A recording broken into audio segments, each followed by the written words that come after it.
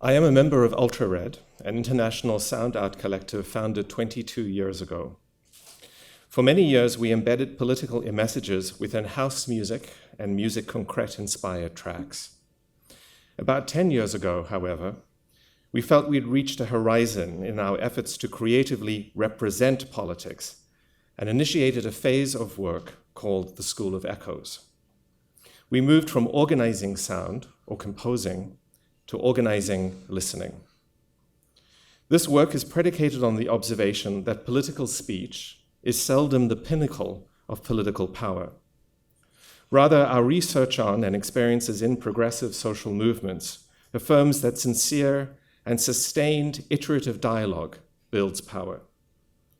As the civil rights organizer Ella Baker asserted, 10,000 candles are more powerful than one spotlight. For Miss Baker and thousands of other organizers, dialogue, pedagogical dialogue, is powered by reciprocal listening.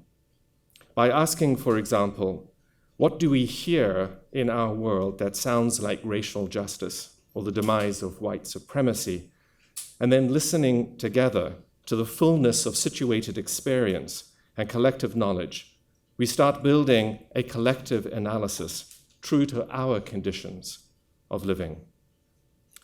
So perhaps today, when we leave this building, we will listen for the sounds of racial justice and the demise of white supremacy. Perhaps we will ask others to listen to the deafening silence with us.